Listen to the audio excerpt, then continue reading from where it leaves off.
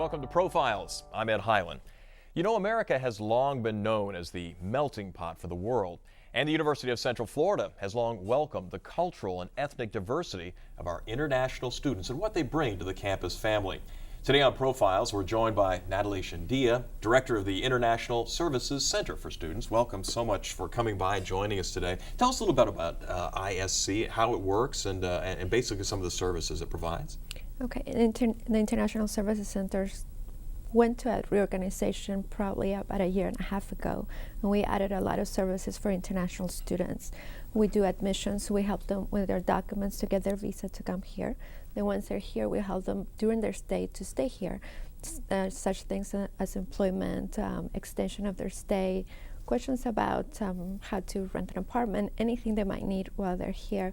We also have a unit that's devoted to faculty and researchers that want to stay here and help them with their H-1B. It's an employment visa, and we process that for them. And also, if we want to sponsor permanent residence or a permanent residency card for a faculty member, we do that in the office too. So we take care of students that are coming on F1 visas or J visas, H-1B visas. And we also do a lot of cultural programming, which is activities to help retention, like Thanksgiving dinner, open house, anything to help them. We just had, for their wives, we just did like a scrapbooking activity, just to introduce them to the culture here and so they don't feel so alone while they're here. So we have 17 staff members and a bunch of students that help us too. So it's a huge department, but we have almost 1,600 international students at UCF. So we offer a wide variety of services for them. That's a lot of students, and give us kind of a breakdown, if you will. Where are all the students coming from around the world, and what is it that draws them to UCF? Most of our students come from Asia, from India and China. We have a total of over 1,200 students that come on visas, F1 visas or J visas. But out of the 1,200, 800 are from India and China. And that's through the relationship they have with faculty members through their universities and their countries. We have students from over 100 countries at UCF, but of course the rest of them, the other countries, have few students that represent, like for example from South America, we have from Spain, from Turkey, everywhere, Middle East. But part of our recruitment plan is to diversify the population. So we have quite a lot, but we have a big challenge to bring more students to UCF. What is the main draw? I mean, why would an international student want to come here? Is it a research program? Is it what do we have to offer them that really is going to kind of uproot them from their country to want to come here and spend several years with us? Most of it is research, and their faculty and their universities know our faculty through research, through publications. So a lot of our students come because of optics and Creole, because of biomolecular science. We do have a large number that come for engineering. Most of the students in engineering are international students. So there's some programs that are very well known, but the faculty is very well known in their countries. We are trying to while in our recruitment efforts, we're trying to show the world what UCF is and where it is, because they know Disney World, they know SeaWorld, but they really don't know UCF. So we're trying to, through recruitment, we're trying to, like the name brand, get it out there. So we're hoping to do that in the next 2 years. What kind of things will you do? I mean, literally, I guess you have to go to them to show them what may be kind of in the backyard of, as you say, Disney and SeaWorld and some of the other places. We're going to a lot of fairs. We do have a lot of fairs out there in the world, graduate fairs, undergraduate fairs. This year we went to the Middle East, and we also went to Chile in South America. In the fall, we're going to go through a tour of South America, Ecuador, Peru, Colombia, Chile again, Argentina. We're also going to go to Turkey and Spain, and trying to just draw students that do speak English. There's a lot of universities, for example, in Spain that have an optics program up to a bachelor's degree, so we're trying to transfer those students into UCF. So we will go to different fairs in the next 2 years. Is there a lot of competition for these students? I mean, are you competing against other schools of the size of UCF? One of the biggest problems we face is after 9/11 is SIVAs and the rules and regulations that the students have to go through and the documentation before they are granted a visa to get here. Canada and Australia, they don't have that problem, so they're advertising and they're going to the same fairs to try to get the students to go to their countries.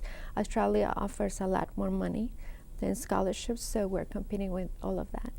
But of course, the United States still, everyone wants to come here because of the industries we have, the technology, the advancements we've done in science and other areas. So they do want to come here, but it's very hard. So through our office, we try to facilitate that process. You mentioned 9/11, of course, that has affected travel on many different levels. Is it more difficult? Have you been faced with problems getting the students into the country, getting the paperwork done to get them enrolled here? It's a longer process. Students do have to go through an interview at the embassy in their country, which they had to do before, but now there's a lot more background checks. And it depends on your last name. The background check might take a week, or it might take 4 months or 6 months, and sometimes a year. So it really depends. And for us, it's a challenge because we want to send them documentation right away so they can get a visa appointment. It's also getting more expensive because they have to pay for the visa actually, and they also have to pay a CVIS fee before they even go to the appointment. So an average student might pay $300 before even coming here, and that doesn't guarantee that they're going to get a visa. So, and once they pass that process, if they're successful, once they get here to the port of entry, let's say Miami or Orlando, because their students sometimes can go through a second inspection where they delay another 4 hours. So they make sure that they have the right documentation, they're not on some list of terrorist list. So students go through a lot before they get here. So for us, it's a huge challenge because we have to encourage them and tell them it's worth it, don't worry, and try to be there for them all the way until they get here. But it's hard. It's getting very hard. I would think you'd have to have additional incentives as well. And we were talking about potential scholarships. You need money basically to try and get these kids over here. We do have scholarships and assistantship, but they're all for graduate students and mostly PhDs. So the students that are coming undergrad and master, sometimes they have to come up with the money. They have to come up with a sponsor, and it's very expensive. They have to show that they have at least $27,000 before they get here, because the embassy will not give them a visa if they can't guarantee that they have the money to be here, because they can't work. They can work a minimum amount of hours on campus, but they really can't work outside. They're here to study. So they have to show that they have all this money. That's a lot, $27,000. That's a lot for an American student. Yes. Or an American family. It must be a tremendous hardship in some cases for families to come up with that kind of money overseas where the income level may be much lower. It's very hard, and sometimes they have to find sponsors to actually get here. They pay out-of-state fees, so it's triple of what a domestic student will pay here in Orlando. So they pay that. They have a CVIS fee while they get here because we have to track them while they're here. So they pay a lot of money. So that's why we try to make it easy for them and try to give them a lot of services so they stay. Because it can be very frustrating for them because they go through this whole process to get here, and then once they're here, they have to pay all this money, and they have to feel like they're getting something in return. So it's very important to give them activities, to education, the student organizations for international students, so they're involved with other students that are going through the same process they're going through. I was going to ask, there's not only the question and the issue of getting the dollars together, but essentially here are people who are coming to the United States. It's outside their country. It is a foreign land. How do you make them feel comfortable? How do you have these groups of students from Asia and other parts of the world feel like this is a place they want to stay for several years and study? We have, we're very lucky that we have a lot of student organizations on campus. We have like the Indian Student Organization, we have the Chinese Student Organization. So we try to get them together. So for example, the Indian Student Organization, usually they go pick them up at the airport. So they have someone else that they can relate to, and they can take them shopping, and they can show them how to get off the phone or how to turn on the electricity and things like that. So we try to pair them with someone here. We also, the people in our office they're all from different backgrounds too. So if they come in, we try to give them all the information they need, or even support. Sometimes they just need someone to listen to them because they're missing their family, they're lost in this new system, because even the grading system is different. How we study and how we go to classes is different. The testing schedule is different. So sometimes they just need someone to talk to them and explain everything to them. So we try very hard, because we know it's a struggle for them. So it sounds like we have many communities within the UCF family, little separate cultural setups there to make the transition a little easier. Right. Right, and we tried to have, like we just had a Thanksgiving dinner last year, because we wanted to show them what Thanksgiving meant to the American culture. So we asked faculty members to donate turkeys or donate desserts, and then we put it together at our center, and it was very successful. And Dr. Bishop, the vice provost for the university, she came and gave an introduction about Thanksgiving and told them how lucky we are to have them there and the diversity they bring to UCF. So we try very hard to make them feel welcome. So it's an opportunity to, Thanksgiving, Christmas, holidays that Right. are not something that are very uniquely American in some instances. Right. What do you do in terms of getting the different groups to work together, though? I mean, we have the individual groups, an Asian group, for example, and other cultures. Obviously, there's going to be a lot of kids in the same class. Is language sometimes an issue? How do we make this transition a little bit easier when we're integrating all these different cultures and people together? I think that's a challenge. We've in our center, we give them an orientation to say, to even talk to them about teaching styles, because, for example, a student in Asia, they don't respond back to a professor that's disrespectful. And here in the United States, we expect students to participate, and we do ask them questions. If they don't participate, it's a bad thing. So we try to explain those things to them once they get here, and that they're going to find students in their classroom that are from different backgrounds, and try to explain to them that they'll see students in shorts, they'll see students sometimes sleeping in class, which is not okay, but to them it might be just shocking. So in the welcome and the open houses, we invite all these groups together. We invite students from China, from India. We introduce them to each other, from Sweden, from everywhere. So we try to have a community within the international students, but they tend to go to their groups. They feel more comfortable within their groups. But as we diversify the population in the future, we think we just need to keep doing these activities to get them to introduce different cultures even to themselves, because they need to learn too, to interact with other people. But it's a challenge. Do we have partnerships with the private sector? Potential employers, for example, who may come in and either talk to the students or utilize their services through internships, jobs basically, so they can make money and also get an idea of what our system of private enterprise is like. We do. We have a lot of partnerships. Well, the faculty actually, they talk to the different industries or the different companies. A lot of our students work for even our research part. There's a lot of companies there. I don't know if I can say their names, but oh, sure. Like Westinghouse is there. It's all in the family. Okay, Westinghouse is there. NASA. A lot of our students do research for them, so they do work for them. But one of the biggest one is Westinghouse, and a couple of the software companies that are on campus. So they do get that experience, and they can work. It's called curricular practical training. As long as it's related to their field, we can give them permission to work. For international students, it's part of their documentation. They have to go through our office, and we can give them that permission for a semester. And then once they graduate, they get a year to work for someone here without going to school, and then they can go back to their country or they can keep studying. But they do get those opportunities, and we do have great partners within the community. But one of our goals too is to start bringing people in and talk to them about different opportunities here. We are bringing in a lot of very smart kids, basically from other parts of the world. do we get a chance to keep them? I mean, do they stay here? Do we follow them? Do they normally go back to their countries? How does the transition cycle work? Do they come here for an education and then become members of, say, the private sector, or do more of them tend to return to their countries to use this knowledge there? A lot of them do stay, and they after they go through their student experience and get their F1 visa, they have that year of experience. They can work and work in the private industry.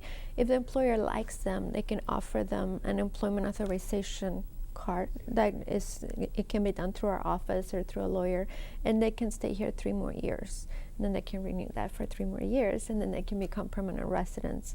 But a few of them take that option, especially in the fields of engineering that we have such demand: computer science, even optics and Creole. There's some students that really miss home and they just come here for the 4 years and they do the 1 year and then go back. But I will say that at UCF, we see a lot of the students staying either as faculty members, not at UCF but somewhere else, or they stay with a company to do even more research. But it's usually related to those fields: engineering, Creole, and even biomolecular science. Do we work with other institutions of higher education in other countries as well? We talk about partnerships with private enterprise here in the States, but does it work the other way? Are there say companies in other parts of the world that perhaps would like to further their education of their staff and so potentially supply students in that fashion? And also schools in India and Asia and other parts of the world, do they have some type of an exchange program, for lack of a better term?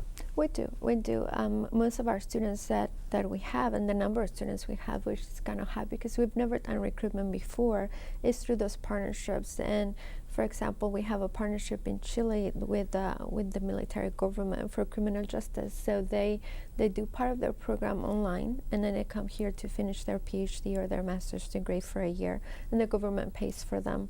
We also have some partnerships with schools in like Turkey or Sweden, and they come here for the last 2 years or the last 4 years. So our faculty is very involved in that. They go through, there's an office, International Studies, that helps them put those partnerships together, those kind of agreements. But we need to increase those to bring more students here. So we do have a lot of them already in place, and I think that's how we have almost 1,600 students, because we've never done recruitment before, and it's very hard for them to find Orlando for some reason. So we have to have them from somewhere. Well, as you say, sometimes the magnifying glass does not get outside the realm of the theme parks and that sort of thing. Do you have some specific goals? I mean, you mentioned you never had to do recruitment before, and UCF has grown by leaps and bounds. It's been a magnet for a lot of students. Why are we stepping up our recruitment efforts, and what kind of goals do you have to try and increase the level of students? We have our goals are very conservative because we know that we have a lot of competition in Canada, Australia, even schools from here, from the United States. You go to a fair, you'll have Duke University on one side, you have Harvard on the other side, and usually they bring sometimes scholarships at the table, and they give them an offer right there. So we know we have to compete a lot, even within the United States. But our goal is 8% for the next year and 8% for the following year. So it's only 24 students a year. But we're trying to bring students from other countries besides China and India so we can diversify the population. Also bring high quality students so they can help us with research. So we're trying to find the finest students out there and bring them to UCF and try to give them opportunities. Our challenge is that we only have assistantships and scholarships for a few students, and usually at the PhD level, so we will have to try to find those students there. But so that's our goal for the next 2 years. I don't think it's that ambitious because we're doing a lot. We're going through all the fairs. We're trying to do the linkages through the faculty with other countries and other universities, and we also have a huge communication plan where we're trying to keep in touch with the students even at a bachelor's degree level so we can bring them here once they're done. So hopefully we can reach that goal. A question I probably should have asked early on, but why the imbalance? I mean, why do we have a preponderance of Asian students, for example, as opposed to from some European countries? Is it the competition, or is it just the way it is, or I think it's is it also partnerships? I think it's a partnerships. Most of our faculty, if you look at our faculty, we have a lot of faculty from India and China. So it's through their connections that we're able to bring students from those countries, and thanks to them, we have that amount of students. Because UCF has never really done anything before to recruit students, except for the faculty's their own individual efforts to bring students here. So I think it's a reflection of the faculty we have. Are we going to start seeing, you mentioned going to the fairs and going to South America, I believe, as well to try and recruit students. I mean, do you see this word being spread throughout the world and in Europe and other places? I guess I'm asking about the marketing effort. You know, kind of where do you go with this? Do you stay with the fairs, or do you see this as being a bigger kind of thing as far as getting the word out that there's more to Orlando than just the theme parks? I think it's the name branding. We want for them to see our logo, the Pegasus, and see, oh, that's UCF. So I think that's going to take a few years because they really don't know what UCF is. But we're going to start with the fairs, but hopefully later we'll just visit the universities and try to have like an individual relationship with that university and try to bring students here. We want to identify universities that have similar programs than UCF has, so it can be a natural transition from their country to here, make it easy for them. So I think the fairs is just trying to reach a lot of people, because some fairs, for example, in the Middle East, we got 200 inquiries just from the Middle East. From Chile, we got over 200, and something in engineering and in business. So I think it's a good tool right now to reach a lot of students in one place. But eventually, we just want to work with the universities at those countries, and we'll keep checking our numbers and what works, what doesn't work, to see where we want to invest our recruitment dollars for the next few years. Is it helping at all that Orlando itself is becoming more diversified? I mean, our Hispanic population is growing very, very rapidly. Our Asian population has established some very firm roots here and has some wonderful events that have been going on. Are we starting to become a little more international, if you will, in ourselves? I think so. I think Orlando, and that's part of our marketing, is the weather, that it's not cold as going to other states within the United States. I think it's the weather, the atmosphere, which is very international. They have a lot of things to do. If they come here, they can go to the theme parks, or there's nightlife here. So part of our recruiting efforts is also to introduce Orlando to them, what's there to do here. And what's to do near UCF. You know, we also have a lot of ethnic stores where they can find their food from back home. Favorite foods, of course. Yes. Yeah. So I think that's part of our recruitment effort to show Orlando, because we have a lot to offer, and I think we're open-minded to different cultures. So they want, because one of the biggest fears for them is to find rejection after 9/11 and come into the United States. It's safe for them to be here. So we're trying to introduce Orlando as a safe place. Too. You know, we talked a little bit about Disney as being kind of overshadowing everything, or the theme parks in general, but Disney, of course, also has done a lot in the world of international relations, and of course with Epcot and the World Pavilion and such. Do we work with them at all, as in terms of, I mean, they have a lot of people that come in from different countries, not only as visitors, but also as employees. We do work with them in our hospitality programs, because we have a campus out there in International Drive.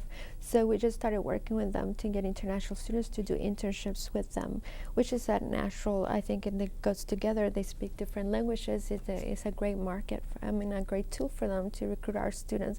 So we do work with them, and we just met with them a few months ago. So I think it's going to work out perfectly. I know the Rosen School has been working very, very hard to try and increase its international presence, signing an agreement not too long ago with Aruba. To bring in students at some point in time, and that is a part of the overall student effort, recruitment effort, I would guess, even though it's individual colleges. Yes, Aruba is great. There's a few countries that we have, even Florida has, it's called a linkage program, where they pay in-state tuition if they come from a few countries. Aruba is one of them. Wow, that's a key there too. Right, because we can recruit the students, tell them they're going to pay less, and that's a great draw for them. So from Aruba, we have a huge group right now in the Rosen School, and we're trying to work with them because there's a lot of countries that have a huge tourism industry, so we can try to bring those people in through the Rosen School. So the state determines who's out of state, and that can sometimes work against us when it comes to trying to draw in the international students. They've identified only a few areas for this, and it's usually Caribbean and Latin American countries, but they have to apply, and some of them do qualify, some of them don't, but it's great. I mean, if they do get it, they pay in-state tuition while they're here, so they pay for 4 years in-state tuition, which is a big help for them. They learn that old American phrase, the devil's in the details, you know, Yes. trying to get Yes. through all the paperwork sometimes. Oh, it's a lot of paperwork for them. Well, a lot of challenges ahead, certainly, Yes. but Nataly, I want to thank you so much for coming Oh, by you're and talking welcome. about the International Student Program. You got to promise to come back and join us after some of the fairs that I know you're going to be having, and Sure. hopefully we'll get a chance to show some pictures and talk about the recruitment efforts even more, and if you're going to meet that conservative goal, or maybe step it up a little bit. I hope so. I hope we can beat it, and hopefully I can come back and give you great results after we're done in the fall. So, and we'll bring you back pictures and videos. So We will look forward to that. Look forward to that. The International Services Center for Students. Thank you so much, Nataly, for coming by and joining us. You're welcome. And that does it for another edition of Profiles. I want to thank you so much for coming and joining us today. Join us next time. I'm Ed Highland.